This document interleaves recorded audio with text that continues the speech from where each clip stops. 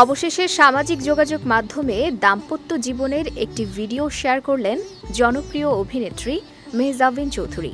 ওই ভিডিওতে নির্মাতা আদনান আল রাজীবকে বিয়ের কারণ জানিয়ে মিসেস মেহজাবিন হওয়ার গল্প শোনালেন তিনি। পহেলা মার্চ দুপুরে নিজের ভেরিফাইড ফেসবুকে একটি ভিডিও প্রকাশ করেন মেহজাবিন।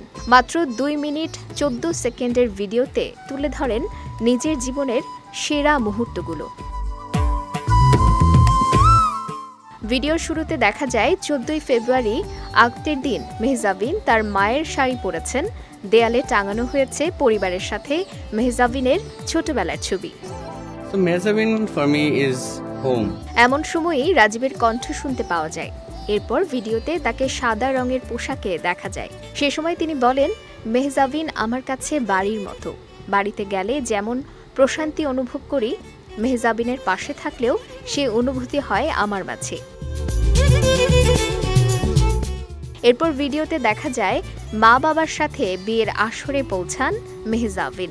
কবুল বলার সময় কেঁদে ফেলেন অভিনেত্রী। বিয়ের পর হাস্যোজ্জ্বল মেহজাবিনকে বলতে শোনা যায়, আমি বিবাহিত, এখন আমি মিসেস মেহজাবিন। 14 ফেব্রুয়ারি ভালোবাসা দিবসে আগত সম্পূর্ণ হয় মেহজাবিন রাজীবের। 23 ফেব্রুয়ারি অনুষ্ঠিত হয় গায়ে হলুদ। এরপরই 24 ফেব্রুয়ারি দীর্ঘ 13 বছরের প্রেমের সম্পর্ককে পরিণয়ে পরিণতি দেন এই প্রেমিক যুগল।